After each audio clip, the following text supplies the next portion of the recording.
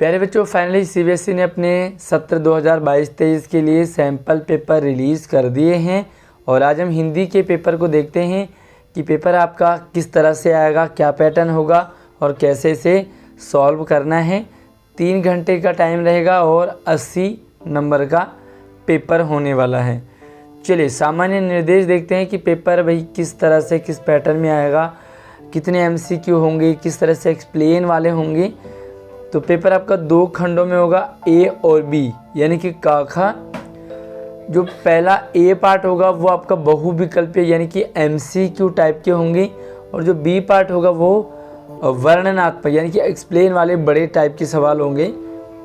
प्रश्न के दोनों खंडों में प्रश्नों की संख्या 17 है, यानी कि टोटल 17 प्रश्न हैं और सभी आपके अनिवार्य हैं। बाकी आप देख लें, इसको निर्देश को ज़रूर पढ़ें। अब हम चलते हैं सीधा इसके एक आ पार्ट में, आ खंड में, जो कि बहुविकल्पीय होंगे। और पहला प्रश्न होगा आपके पास जो कि एक गद्यांश होगा। इस पर आधारित आपको 5 प्रश्न पूछे जाएंगे 1-1 नंबर के। चलिए गद्यांश पढ़ते हैं। इससे पहले वीडियो को प्लीज़ लाइक और अपने सभी दोस्तों को शेयर ज़रूर करें और अगर आप चैनल पर पहली बार आए हैं तो सब्सक्राइब ज़रूर कर लेना, ताकि इन फ्यूचर आने वाली सारी अपडेट आपके पास लगातार आती रहेंगी। चलिए देखते हैं कि पैसेज किस तरह से आपको पढ़ना है, समझना है और इसे सॉल्व करना है। घर जैसा छोटा सा शब्द भावात्मक दृष्टि से बहुत विशाल होता है। घर के बारे में पैसेज में बताया है, घर कैसे होता है। इस आधार पर मकान, भवन, फ्लैट, कमरा, कोठी, बंगला आदि इसके समानार्थी बिल्कुल नहीं हो सकते। हालांकि हम मकान को ही घर कहते हैं, भवन को घर कहते हैं, लेकिन लेखक ने कहा कि घर अलग है, मकान, फ्लैट, कमरा ये अलग है, क्योंकि इनका सामान्य संबंध दीवारों, छतों और बाहरी व आंतरिक साज सज्जा तक सीमित होता है। जो दीवार मकान होते हैं, भवन होते हैं, उनमें छत होगी, दीवार होगी, सजावट होगी। जबकि घर क्या होता है? घर में प्यार होता है, भरोसा होता है, रिश्तों की मिठास होती है। तो घर प्यार मोहब्बत से बनता है और जो मकान है वो 4 दीवारियों से, छत से वगैरह से बनते हैं। अलग किस तरह से किया लेखक ने? एक आदर्श घर वही है जिसमें प्रेम हो, प्रेम व भरोसे की दीवार हो, आपसी तालमेल की छतें हो, रिश्तों में मधुरता के खिले रंग, स्नेह, सम्मान, संवेदनाओं की सज्जा हो। घर क्या होता है? जिसमें परिवार हो, रिश्ते नाते हों, प्यार मोहब्बत हो, अपनापन हो, एक दूसरे पे भरोसा कर रहे हों। इस तरह की फीलिंग घर से हमारी जुड़ी होती है। घर में भावात्मक है, भावात्मकता जो संबंधों को महका कर परिवार को जोड़े रखती है। एक दूसरे से जुड़े होते हैं, माँ, पिताजी, भाई बहन, पति पत्नी, सारे लोग एक दूसरे से कनेक्ट रहते हैं। यह बात हमें अच्छी तरह से याद रखनी चाहिए कि जब रिश्ते महकते हैं तो घर महकता है, प्यार अटखेलियाँ करता है तो घर अटखेलियाँ करता है, रिश्तों का उल्लास घर का उल्लास होता है। इसलिए रिश्ते हैं तो घर है और रिश्तों के बीच बहता प्रेम घर की नींव है।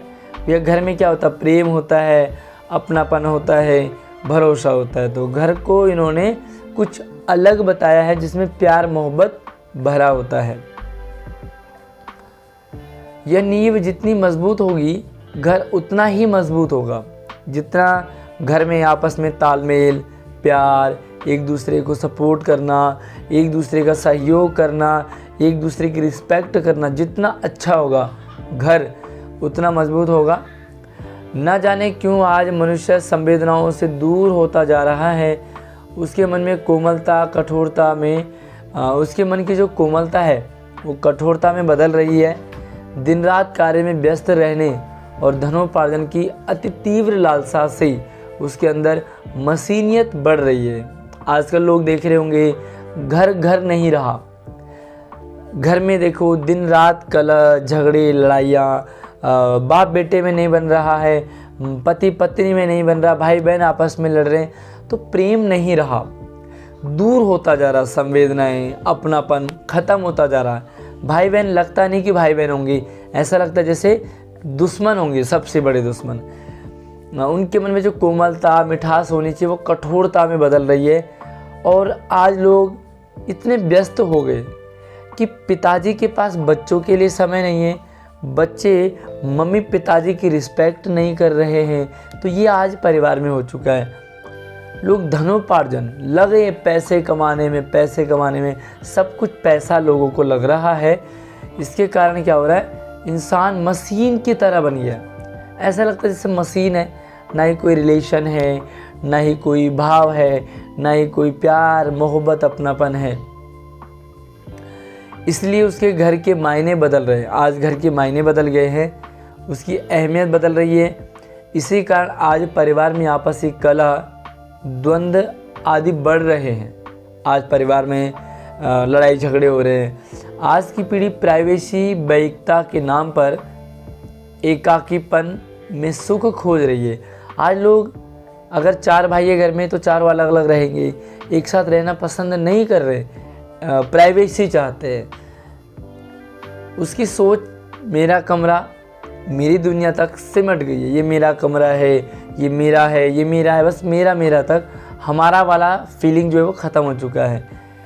एक छत के नीचे रहते हुए भी हम एकाकी होते जा रहे हैं। एक छत पे एक फ़ोन पिताजी के पास है, पिताजी अपनी बिजी, एक फ़ोन माँ के पास है, माँ बिजी, बेटा फ़ोन के साथ बिजी, बेटी फ़ोन के साथ बिजी। आपस में सब लोग ऐसे लगता है जैसे मशीन हो गए हैं और एक दूसरे से बस सिर्फ पैसों का रिश्ता, खाने पीने का रिश्ता रह गया है। काश सब घर की अहमियत समझे और अपना अहम हटाकर घर को घर बनाए रखने का प्रयास करें। घर घर रहे तो अच्छा लगेगा। कुछ प्रश्न हैं, इन्हें देखते हैं और आई होप कि आपको पैसे समझ आ गया होगा, तो अब आप क्वेश्चन कर लेंगे। भावात्मक दृष्टि से घर जैसे छोटे से शब्द की विशालता में निहित है, ये कथन है। और आपको ये देखना है कि जो ऊपर स्टेटमेंट दिया है, ये जो प्रश्न है, इसमें कितने पॉइंट आ रहे हैं। भावात्मक दृष्टि से घर को विशालता में निहित किया गया है। प्रेम विश्वास नातों का माधुर्य व संवेदनाएं, आकर्षक बनावट, सुंदर लोग, वैभव व संपन्नता, सुंदर रंग संयोजन, आंतरिक सजावट एवं हरियाली, स्नेह सम्मान, सरलता, सरसता, संवेदनाएं और साज सज्जा। अब ये 4 स्टेटमेंट दे रखे हैं। अब यहाँ पर ऑप्शन है, क्या लगता है आपको कौन कौन सा सही है? केवल पहला सही है कि पहला दूसरा सही है, दूसरा तीसरा सही है कि तीसरा चौथा सही है? तो भैया सिंपल सी बात है, इसका ए ऑप्शन करेक्ट है, यानी कि सिर्फ पहला सही है ना। ये देखो, भाव क्या है? प्रेम विश्वास नातों का माधुर्य व संवेदनाएं ही भाव है और घर को इसी से जोड़ा गया है। अब अगला सवाल है, सामान्य रूप से मकान, भवन, फ्लैट, कमरा आदि शब्दों का संबंध किससे होता है? किससे होता है सामान्य रूप पे? तो ये क्या है भाई? हृदय की भावनाएं, वैभव, स्थानीय सुविधाएं, बनावट या सजावट। तो सिंपल सी बात है कि इसका आंसर होगा बनावट व सजावट के लिए रह गया है फ्लैट। आज की पीढ़ी को सुख किसमें दिखाई दे रहा है? तो सुख दे, सिंपल सी बात है, आज की पीढ़ी को निजी जीवन व एकांतिकता में सुख दिख रहा है। अकेला है, बेटा अकेला, बेटी अकेली, पिता अकेले, पत्नी अकेली, मतलब सब लोग अकेले अकेले अपने आप को खुश महसूस कर रहे हैं, जबकि ऐसा है नहीं। गद्यांश में प्रेम को घर का क्या बताया गया है? तो प्रेम क्या है? घर का आधार है, बेस है। और अगर प्रेम नहीं है घर में तो वो घर घर नहीं।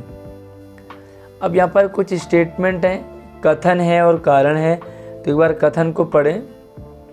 आदमी के अंदर संवेदनाओं की जगह मशीनियत बढ़ती जा रही है, ये स्टेटमेंट है।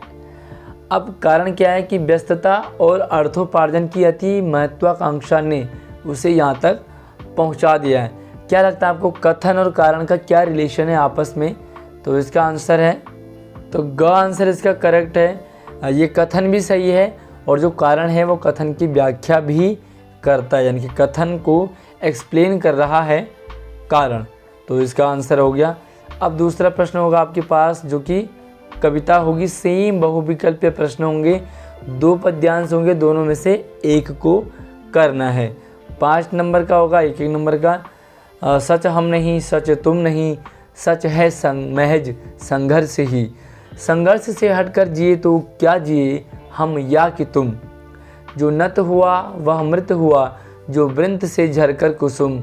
जो पंथ भूल रुका नहीं, जो हार देख झुका नहीं।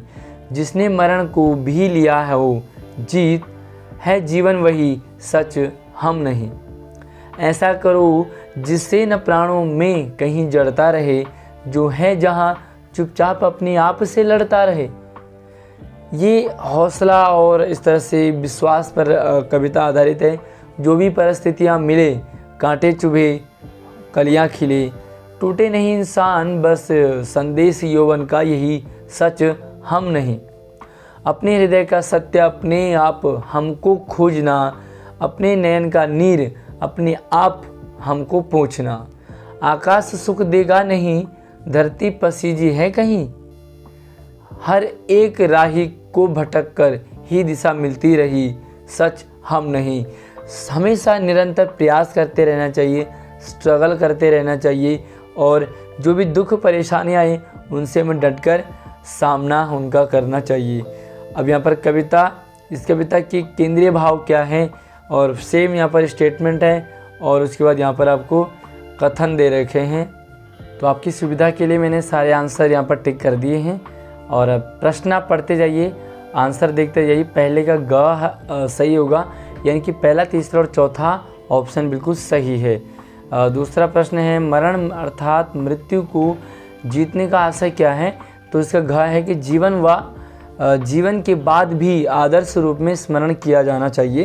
भाई हम मर जाएं, लेकिन मरने के बाद याद रहे, हमें याद रखे लोग, तो यही है असली मृत्यु। अदरवाइज जानवर और कीड़े मकोड़े तो मरते ही रहते हैं। अगला प्रश्न है, आकाश सुख देगा नहीं, धरती पसीजी है कहीं। इसका क्या मतलब है।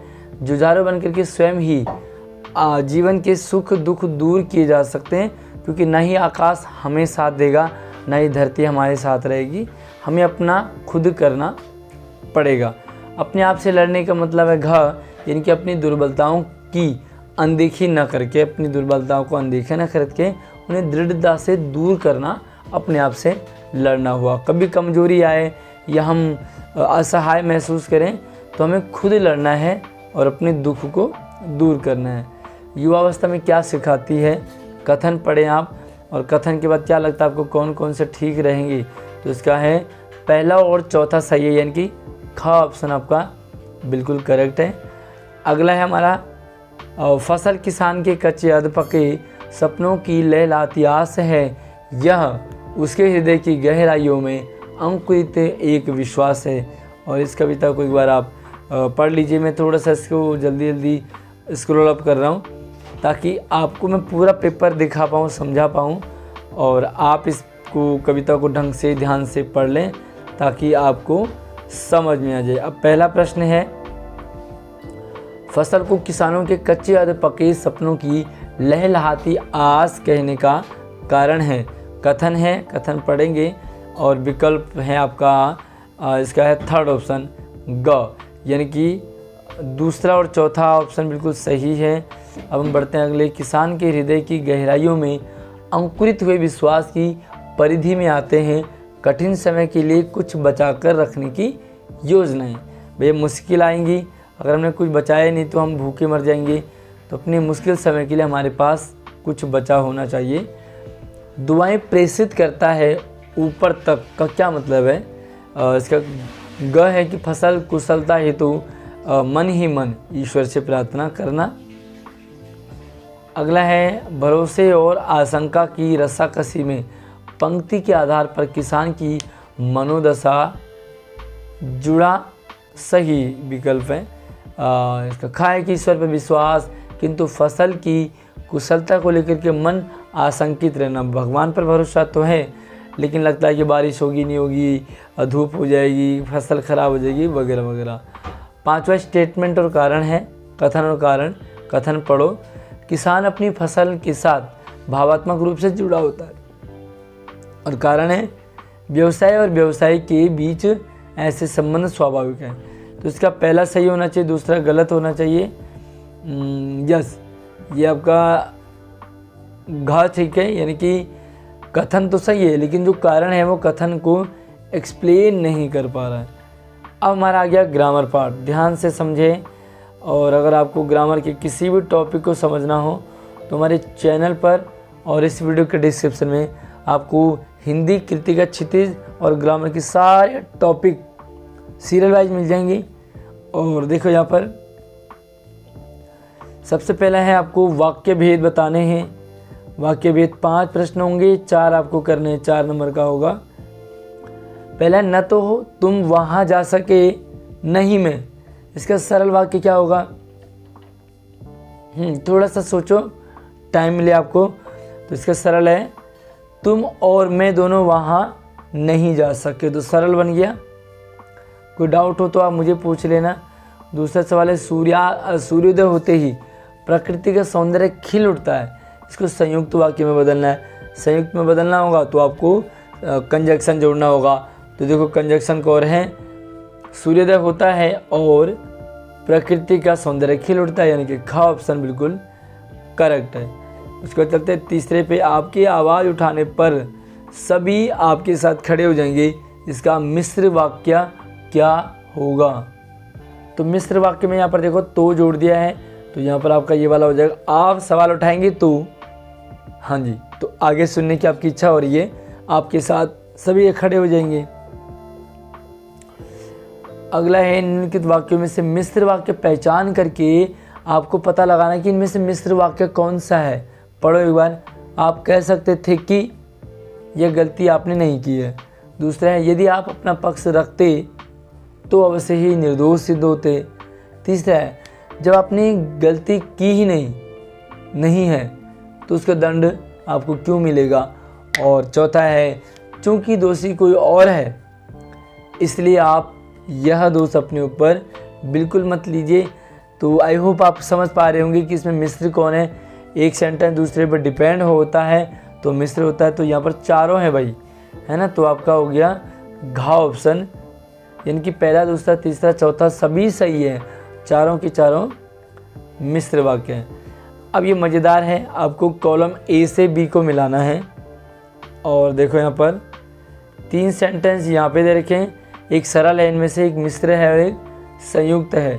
अब आपको यहाँ पे ऐसे आड़े तिरछे लाइन खींचनी है। सबसे पहले देखो बिल्ली आई और दूध पी गई, और है तो भैया ये वाला तो हो गया आपका संयुक्त। दूसरा यदि दूध बाहर रखा होता, आगे सुनने की इच्छा हो रही है, तो ये हो गया आपका मिश्र। और हमें बिल्ली का जूठा दूध फेंकना पड़ा, ये हो गया सरल। सिंपल सा था, बड़ा जल्दी से आप कर पाए होंगे। और अगला है यहाँ पर आपको ऑप्शन बताना। देखो तो ऑप्शन में क्या होगा भाई, बिल्ली वाला जो है पहले का ऑप्शन 2 है, तो पहले का ऑप्शन कौन सा लग रहा है आपको, ये वाला।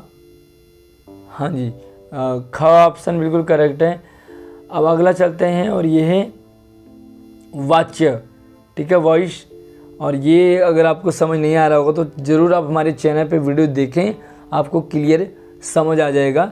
4 प्रश्नों के आंसर देने हैं। पहला सवाल कॉलम आ गया, आपको कॉलम को मैच करना है। भारत द्वारा मैच जीत लिया गया।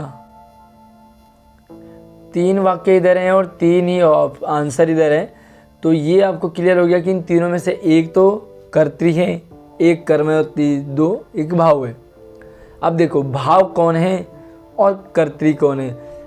भारत द्वारा मैच जीत लिया गया, तो द्वारा लग रहा है, तो ये आपका हो गया कर्मवाच्य। गेंदबाजों ने बेहतरीन प्रदर्शन किया मैच में, तो ये हो गया आपका कर्तृवाच्य। और ये विपक्षी बल्लेबाजों से क्रीज पर रुका नहीं जा सका, ये आपका भाववाच्य। यानी कि तीसरा का तीसरा है और पहले का दूसरा है। तो यहाँ पे देखो कौन सा विकल्प आपको सही लग रहा है, पहले का दूसरा और तीसरे का तीसरा, यानी कि क ऑप्शन आपका करेक्ट है। अब पहचानो भाई, थोड़ा बड़ा कर लेता हूँ। इनमें से कर्मवाच्य का उदाहरण कौन सा है।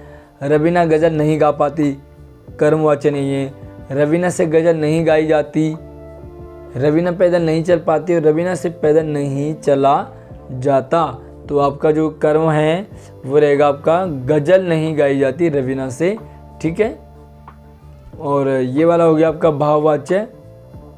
अगला है इनमें से कर्तृवाच्य का उदाहरण छांटो। तो सिंपल सा है, यहाँ पे देखो, चलो अब घर चलें, ये आपका कर्तृवाच्य है। बाकी आपको भाव और कर्मवाच्य के एग्जाम्पल इसमें मिलेंगे। अगला है दादी जी पढ़ नहीं सकती, इसका भाववाच्य क्या होगा? तो दादी से पढ़ा नहीं जाता। कहाँ पे लिखा हुआ है? सॉरी, पढ़ा नहीं जा सकता, क्योंकि सकता यहाँ पर तो सकता ऑप्शन आपका ग करेक्ट है। अगला प्रश्न है बिना सहारे बूढ़ी माँ से अब चला नहीं जाता, इसका कर्तृवाच्य में बदलना है। तो बिना सहारे बूढ़ी माँ चल नहीं सकेगी, ठीक है। तो आपको ध्यान रखना है कि कौन से काल का है और ये है नहीं रखा जाता।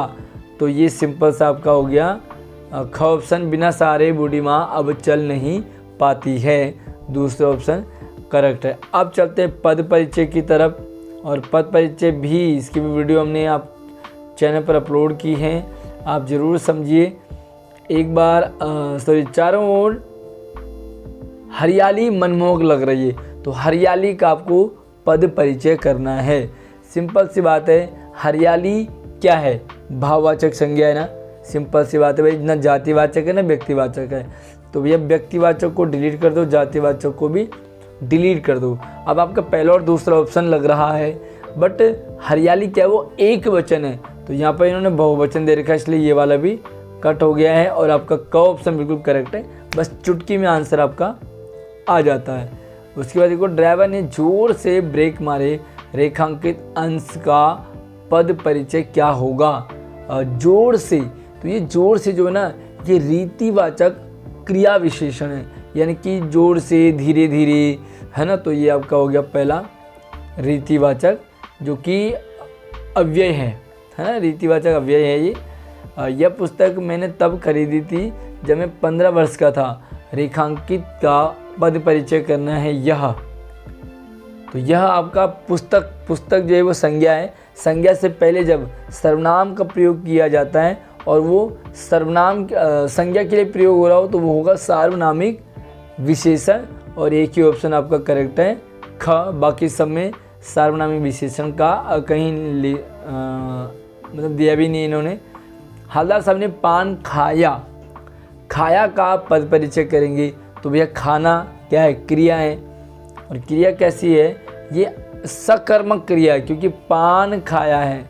अगर होता हवलदार साहब ने खाया, फिर तो अकर्मक क्रिया होती, लेकिन हवलदार साहब ने पान खाया, ये सकर्मक क्रिया है। और एक ही ऑप्शन आपके पास करेक्ट है ख।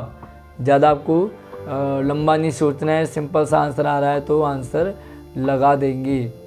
अगला लिखो, कुछ लड़के बाहर खेल रहे थे, चाय में कुछ पड़ा। यहाँ पर दो कुछ हैं, तो दोनों वाक्यों में कुछ का परिचय आपको करना है।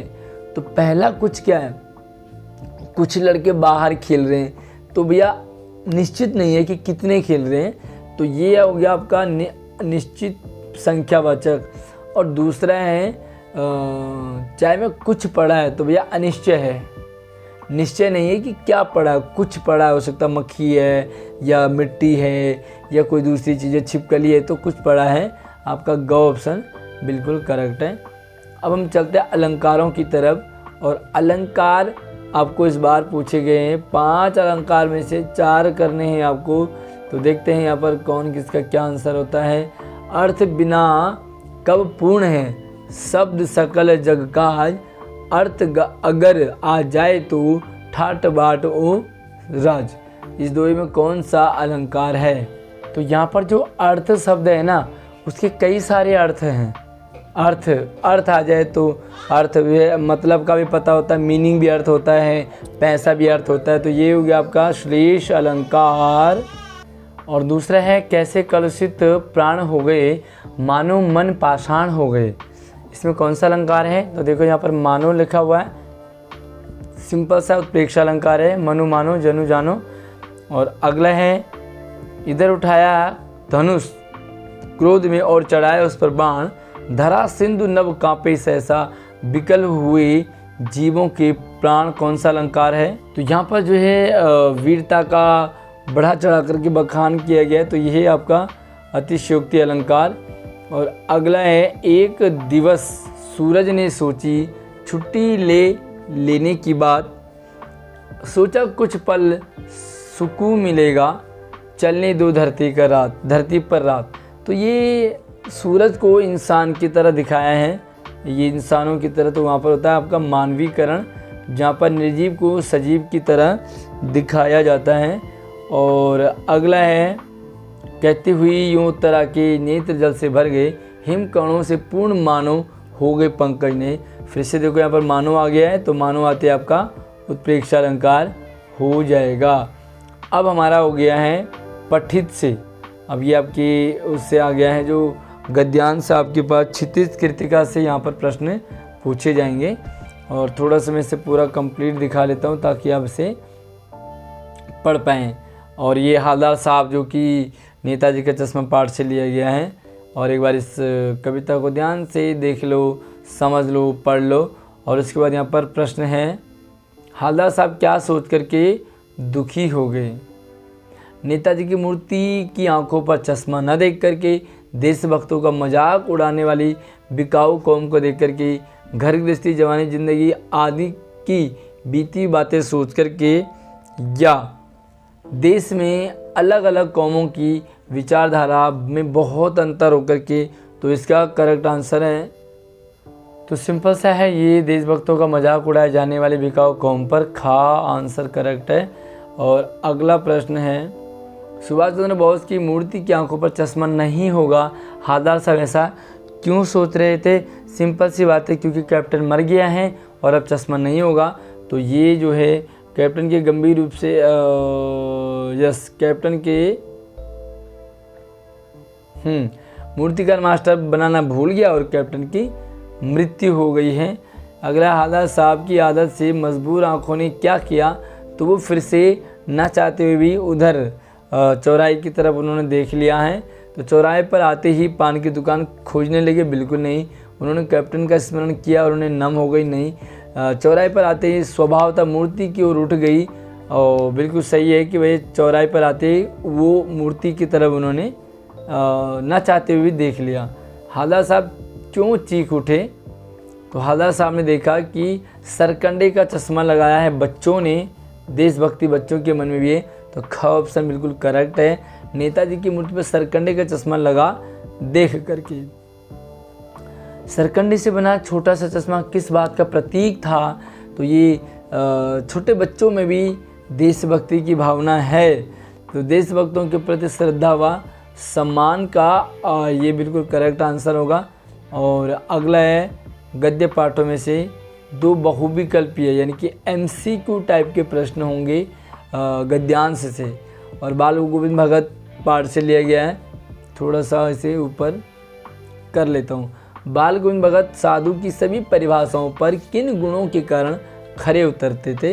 वो मधुर गायन, खेतीबाड़ी करना, गांधीवादी दर्शन, सारा समय पूजा पाठ में बिताना, इसलिए, या उन्हें सात्विक ग्रस्त जीवन, सत्यवादिता, शुद्ध व्यवहार, कबीर दर्शन से सज्जित आत्मा। ये बिल्कुल ग ऑप्शन आपका करेक्ट है।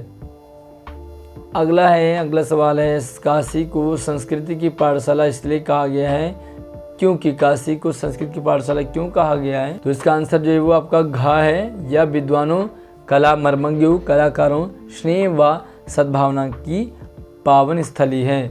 अगला है आपके लिए, और ये हो गया आपका गद्यांश से पठित पद्यांश से आधारित प्रश्न है, बहुविकल्पीय। और ताल सप्तक में जब बैठने लगता है उसका गला, प्रेरणा साथ छोड़ती हुई उत्साह, ये संगतकार कविता है। और यहाँ पर इसे पढ़ेंगे आप, संगतकार कविता को पढ़ कर के समझें। पहला प्रश्न है, तार सप्तक में जब बैठने लगता है उसका गला, इस पंक्ति में उसका शब्द किसके लिए प्रयोग हुआ है? तो ये उसका है प्रधान गायक। जब प्रधान गायक की आवाज़ जो है वो बैठने लग जाती है तो यहाँ पर उसका प्रधान गायक के लिए आया है। अगला है, संगतकार का स्वर मुख्य गायक की सहायता कब करता है? जब उसका जो कंठ है वो थोड़ा सा बैठ जाता है तो गाय का कंठ कमज़ोर होने तथा प्रेरणा की व उत्साह में गिरावट आने पर, ठीक है, तो ये बिल्कुल करेक्ट आंसर आपका घ होगा। बाकी किसी भी प्रश्न में अगर डाउट है तो आप मुझसे कमेंट में पूछ सकते हैं, कमेंट में मुझे सजेशन दे सकते हैं। बाकी यार वीडियो को लाइक और शेयर तो आपको करना ही करना है। चैनल पर पहली बार आए तो सब्सक्राइब जरूर कर लेना। अगला सवाल है, संगतकार किसका प्रतीक है? संगतकार किसका प्रतीक है? तो संगतकार यहाँ पर निस्वार्थ भावना जो सहयोग करता है उस पर है, तो ग ऑप्शन आपका बिल्कुल करेक्ट है। अगला है, कभी कभी संगतकार गायक का यूं ही साथ क्यों दे देता है? कभी कभी संगतकार गायक का यूं ही साथ क्यों दे देता है? उसे विश्वास होता है कि बीच बीच से गाने की मधुरता बनी रहेगी। वह मुख्य गायक की कमजोरी की तरह उसे यह संदेश देना चाहता है कि स्वयं को अकेला न समझे। बिल्कुल ये आपका करेक्ट आंसर है कि संगतकार इसलिए साथ देता है क्योंकि वो मुख्य गायक को ये कहता है कि घबराओ मत, हम तुम्हारे साथ हैं। अगला है, संगतकार की मनुष्यता किन कार्यों से प्रकट होती है? तो ग ऑप्शन आपका बिल्कुल करेक्ट। बार पढ़ो इसे कि स्वयं को विशिष्ट ना बना करके प्रधान गायक की विशिष्टता बढ़ाता है। संगतकार क्या करता है? खुद की वैल्यू कम हो जाती है उसकी और मेन सिंगर को वो सपोर्ट करता है। तो नाम मेन सिंगर का ही होता है, जबकि काफ़ी हद तक काम संगतकार का भी होता है। फसल कविता से है उत्साह, फसल कविता से है ना, उत्साह अट नहीं रही है। तो फसल कविता में फसल की श्रेष्ठ परिभाषा के साथ प्रकाश में आए अन्य बिंदु कौन कौन से हैं? तो इसका ग ऑप्शन आपका करेक्ट है। एक बार ऐसा आप जरूर देख लें। कृषि संस्कृति से निकटता, प्रकृति एवं मनुष्य के सहयोग से सृजन होता है। और ये भी MCQ है, 4 ऑप्शन में से एक सही करना है। गोपियों को उद्धव का शुष्क संदेश पसंद ना आने का क्या कारण था, है ना? तो यहाँ पर जो है वो लास्ट ऑप्शन करेक्ट है, क्योंकि गोपियों का ज्ञान मार्ग के स्थान पर प्रेम मार्ग को पसंद करना, वो प्रेम मार्गी थे और यहाँ पर जो आपका उद्धव है वो ज्ञान मार्गी है, इसलिए उन्हें शुष्क लगा क्योंकि वो प्रेम मार्गी है। तो प्रेम वाला कहाँ जो है वो मतलब बाकी बातों को ध्यान देता है, प्रेम वाला तो प्रेम में ही मगन रहता है। और अब आप गए वर्णनात्मक यानी कि एक्सप्लेन वाले प्रश्न होंगे सारे के सारे। कितने सवाल होंगे? 3 प्रश्न करने, 4 दिए हैं और 2-2 नंबर के होंगे तीनों प्रश्न। नवाब साहब की सनक नकारात्मक थी, किंतु हर सनक नकारात्मक नहीं होती। सोदाहरण सिद्ध कीजिए कि किस सनक को सकारात्मक कहा जा सकता है। भाई सनक होना भी चाहिए। जब हम किसी पॉजिटिव वे में कोई काम करते हैं तो वो सनक अच्छा है। मान लीजिए आपको सनक चढ़ गई कि बस अब मुझे पढ़ना ही पढ़ना है, तो अच्छी बात है ये, तो अब मुझे ये वाला काम कंप्लीट करना ही करना है, तो सनक आपकी अच्छी हो गई है ना? तो सनक हमेशा ख़राब नहीं होती, कई बार ये अच्छी भी हो जाती है। अगला महानगरों की फ्लैट कल्चर और लेखिका मनु भंडारी के परंपरागत पड़ोस कल्चर में आपको क्या अंतर दिखाई देता है? अपने विचार से लिखिए। महानगरों में लोग फ्लैटों में रहते हैं, छोटे छोटे घर हैं, अपने तक ही सीमित रहते हैं, ना पड़ोसी से लेना देना, ना कोई रीति रिवाज परंपराएं मान्यताएं एक दूसरे से सेलिब्रेट करते हैं। लेकिन लेखिका मनु भंडारी के घर में ऐसा माहौल नहीं था। हिंदू मुस्लिम सब मिलकर के त्यौहार मनाते थे और मिल बांट करके रहते थे, मिठाइयाँ वगैरह कपड़े वगैरह शेयर करते थे, एक्सचेंज करते थे। तो यहाँ पर जो प्यार मोहब्बत और भाईचारे की भावना मनु भंडारी के घर में होता, जबकि आज महानगरों में ये नहीं देखने को मिलता। आज हम हिंदू मुसलमान कर करके एक दूसरे की जान के प्यासे हो चुके हैं। अगला है मंगल ध्वनि किसे कहते हैं? बिस्मिल्लाह खां को शहनाई की मंगल ध्वनि का नायक क्यों कहा गया है? तो यह मंगल ध्वनि क्या है? जब शुभ कार्य में कोई अच्छा एक मंगलकारी आवाज़ गूंज संगीत बजे से मंगल ध्वनि कहते हैं। और बिस्मिल्लाह खां से आप इसे जोड़ें कि वो उन्हें क्यों कहा जाता है मंगल ध्वनि का नायक, क्योंकि वो इतना अच्छा गाते थे। तो आप इसमें अपना आंसर जोड़ लेंगे। सच्चे अर्थों में संस्कृत व्यक्ति जिसे किसे कहा जाता है? तो संस्कृत पाठ पर आधारित संस्कृत व्यक्ति का मतलब संस्कृत भाषा से नहीं बल्कि पढ़ा लिखा सभ्य जो रिस्पेक्ट मतलब पर्सन हो, जो कि सभी का सम्मान करता हो, तो उसे यहाँ पर कहा गया है संस्कृत व्यक्ति। अब यहाँ पर पद्य पाठों के आधार पर प्रश्न आंसर देने, तो क्रोध से बात और अधिक बिगड़ जाती है। राम लक्ष्मण परशुराम संवाद के पाठ पर आपको बताना है कि गुस्सा जो है कई बार मामला ख़राब कर देती है। तो लक्ष्मण यहाँ पर गुस्सा गुस्सा गुस्सा गुस्सा दिखा रहे हैं, इसलिए मामला ख़राब हो सकता है। हमें अपने सरलता, सौम्यता और कई बार मीठेपन को भी ज़रूर अपनाना चाहिए। आपके पाठ्यक्रम की किस कविता में कवि ने बादल से फुहार, रिमझिम और बरसने के स्थान पर गरजने को कहा है? इस आह्वान का क्या कारण है? तो कौन सी कविता है वो? उत्साह। ठीक है, उत्साह है। और बादल को गरजने के लिए ना बल्कि बरसने के लिए ना गरजने के लिए कहा, क्योंकि क्रांति लाना चाहते, परिवर्तन गरजने से आएगा, बरसने से नहीं। अगला है पिघलकर जल बन गया होगा कठिन पाषाण, यह पंक्ति किस कविता से ली गई है? तो पिघलकर जल बन गया होगा कौन सी कविता है? इसका आंसर आपको मुझे कमेंट में बताना है। थोड़ा सा हिंट से दे देता हूँ कौन सी कविता से है, जहाँ पर बच्चे की मुस्कान के बारे में बताया है कि बच्चे की मुस्कान जो है वो मृतक में भी जान ला देती है। तो कौन सी कविता है? कविता का नाम मुझे कमेंट में ज़रूर बताएं। थोड़ा सा रहे कि हाँ भाई आपको कितना समझ आ रहा है या सब कुछ आप नकल ही करते जा रहे हो। आत्मकथा लिखने के लिए किन गुणों की आवश्यकता होती है? अपनी कथा अगर आपको लिखनी है तो कौन कौन से गुण होने चाहिए? कवि के लिए यह कार्य कठिन क्यों था? सोच करके लिखिए। तो यार अपने बारे में लिखना कठिन होता है। हम दूसरों के बारे में अच्छा लिख लेते हैं, लेकिन अपने बारे में लिखना कठिन होता ही है, सच में होता है। तो किन गुणों की आवश्यकता होती है? भाई अपने पास काफ़ी सारे गुण होने चाहिए, जब तो हम दूसरों को बता पाएंगे और दूसरों को वो अच्छा लगना चाहिए। ऐसे नहीं कि हमारे तो गुण हैं, हम बोले जा रहे हैं, दूसरा बोर हो रहा हो। तो इसको आप अपने अच्छे से आत्मकथ्य के आधार पर इसको लिखेंगे। अब आपके पास है कृतिका से सवाल, और कृतिका से 2 प्रश्न पूछे जाएंगे, 4-4 नंबर के होंगे और ये लॉन्ग टाइप के प्रश्न होते हैं। वही सुख, शांति और सुकून है जहाँ खंडित संपूर्णता है। पेड़ पौधे, पशु और आदमी सब अपनी अपनी लय ताल और गति में है। हमारी पीढ़ी ने प्रकृति की इस लय ताल, यानी कि ये जो प्रश्न है ये आपका साना हाथ जोड़ी पाठ से लिया गया है। और आपको बताना है कि अक्षम्य अपराध का प्रायश्चित मनुष्य किस प्रकार कर सकता है। हम लोग बहुत सारे जाने अनजाने में अपराध करते हैं, गलतियां कर देते हैं, तो कैसे हम उसका प्रायश्चित कर सकते हैं? मतलब सॉरी फील कैसे करें हम, क्या हम कर सकते हैं ऐसा? इसको आपको आंसर बताना है। काफ़ी सारे कर सकते हैं भाई। आप प्रकृति का नुकसान न करें, पॉल्यूशन न करें, कूड़ा कचरा न फैलाएं, पौधों में पानी दें। तो ये प्रायश्चित हमारा है कि हम उन पौधों को बड़ा करना चाह रहे हैं, जिसके बाद हमने पॉल्यूशन तो किया है जाने अनजाने में, लेकिन पेड़ बड़ा होगा तो कहीं ना कहीं ऑक्सीजन देगा। रचनाकार की भीतरी व्यवस्था ही उसे लेखन के लिए मजबूर करती है और लिखकर ही रचनाकार उससे मुक्त हो जाता है। मैं क्यों लिखता हूँ पाठ के आधार पर हिरोशिमा घटना से जोड़ते हुए बताएंगे। तो मैं क्यों लिखता हूँ इस पाठ से जोड़ेंगे, और जो हिरोशिमा की घटना बताई गई उस पर आपको बताना है कि आखिर मैं जो रचनाकार है उसके भीतर कौन सी व्यवस्था है। ठीक है। माता का आंचल पाठ में भोलानाथ और अपने माता पिता से बहुत लगाव है। भोलानाथ को अपने माता पिता से बहुत लगाव है। बचपन में हर बच्चा हर पल के लिए अपने माता पिता का साथ नहीं छोड़ना चाहता। छोटा बच्चा होता है, हर चीज़ मम्मी पापा, हर चीज़ खेलना मम्मी पापा, खाना मम्मी पापा, घूमना मम्मी पापा।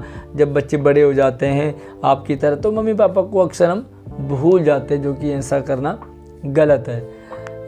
हर बच्चा माता पिता के साथ छोड़ना, किंतु माता पिता के बूढ़े हो जाने पर इनमें से कुछ उन्हें साथ न रख कर के वृद्धाश्रम में पहुंचा देते हैं। ऐसे लोगों को आप किन शब्दों में समझाएंगे? मतलब बचपन में मम्मी पापा, माता पिता जी बच्चों की पूरी परवरिश करते हैं, और जब बच्चे बड़े हो जाते हैं, माता पिता बूढ़े हो जाते हैं, तो वो उनकी परवरिश या उनकी सेवा खुद ना करके उन्हें वृद्धाश्रम में छोड़ देते हैं। तो ऐसे लोगों को आप कैसे समझाओगे? तो एक लाइन मुझे भी आप कमेंट में ज़रूर बताएं कि ऐसे अज्ञानी लोगों को हम कैसे समझा सकते हैं। अब आपके पास आ गया है अनुच्छेद लेखन, और अनुच्छेद लेखन तो भैया देखो यहाँ पर एक टॉपिक दे रखे हैं। इस टॉपिक पे आपको इन टॉपिक्स को कवर करना है और ज़्यादा नंबर मत लिख करके 1 पेज लिखेंगे तो आपको 5 नंबर पूरे मिल जाएंगे। और इनमें 3 है, तीनों में से कोई एक ही आपको करना है। अब क्या आ गया आपके पास, पत्र। और पत्र ध्यान से देखें, आप मनस्वी मौर्य या मनस्विता मालवीय हैं। बरसात के दिनों में दुर्घटना को दावत देते हुए खुले पड़े सीवर लाइन के मैन होलो, जो सीवर लाइन खुले होते हैं, बरसात में पानी भर जाता है, दिखते नहीं हैं, लोग कई उसमें डूब करके मर जाते हैं। तो जागरण में एक समाचार पत्र को आपको बताना है कि भैया हमारे यहाँ पर जो नाले खुले पड़े हैं, पानी बाहर निकलता है, पता नहीं लग पाता है, कई लोग उसमें डूब जाते हैं और कि मतलब मृत्यु तक हो जाती है। तो आप समाचार पत्र में प्रकाशित करेंगे कि भैया इस जगह पर ऐसा ऐसा माहौल है, जल्दी उसे ठीक कराएं। अथवा या तो ऊपर वाला करें या नीचे वाला। आप श्रेयस राजपूत श्रेयसी हैं, आप छात्रावास में रहते हैं। आपको पिताजी से पता चला कि आपकी माताजी पूरे परिवार का तो ध्यान रखती हैं, किंतु अपने स्वास्थ्य का वो ध्यान नहीं रख पाती है। तो आपने अपनी माताजी को समझाते हुए पत्र लिखना है कि भैया आप सबकी चिंता तो करते हो, लेकिन आपको अपनी चिंता भी करनी जरूरी है। अब आपके पास स्ववृत्ति लेखन है, बायोडाटा बनाना है आपको। आप तरुण वैश्य या तरुणा वैश्य हैं, आपका या तो लड़का हो तो तरुण, लड़की तो तरुणा। आप बीएड कर चुके हैं, यानी कि टीचिंग के लिए बीएड की ज़रूरत पड़ती है। आपको विवेक इंटरनेशनल स्कूल नगर में हिंदी अध्यापक अध्यापिका के लिए आवेदन करना है। तो इसके लिए आप कैसे स्ववृत्ति बायोडाटा तैयार करेंगे, जैसे आपको बायोडाटा लिखना, स्ववृत्ति लिखना सिखाया है, उसके ही अकॉर्डिंग आप इसे करेंगे। अथवा में आप रॉबर्ट पाल या डिसूजा, डॉली डिसूजा हैं, प्रकाशन कुछ पुस्तकें मंगवाई। आपने किसी प्रकाशन की पुस्तकें मंगाई हैं, प्रकाशन द्वारा उनमें से 2 पुस्तकें किसी अन्य लेखक की भेज दी जो आपको नहीं चाहिए थी। तो अब इसके लिए आप पुस्तकें भिजवाने के लिए प्रकाशन के वरिष्ठ संपादक को आप ईमेल लिखेंगे कि भैया आपसे जो पुस्तकें मांगी थी वो आपने नहीं दी, बल्कि उसके बदले कुछ और दे दिया, तो कृपया से रिटर्न करें या हमें ठीक सही वाली बुक देने की कृपा करें। और 5 नंबर में आपके पास आएगा, अब आपके पास आएगा, आपके चाचा जी ने रेडीमेड कपड़ों की दुकान खोली है, तो आपको क्या करना है, उस दुकान के लिए विज्ञापन प्रचार करना है। ठीक है, तो आप कपड़े बना सकते हैं, कपड़े बना करके आप लिख दो भाई किस तरह से आपकी जो दुकान में सेल लगी हुई है, 50%, 60%, 80%, आप लुभाओ पब्लिक को और बिल्कुल सस्ता मिलेगा, सुंदर मिलेगा, टिकाऊ मिलेगा, जो भी आप अच्छा बना सकते हैं आप इसमें विज्ञापन लेखन बनाएंगे। और दूसरा है, या तो ऊपर वाला करें या नीचे वाला।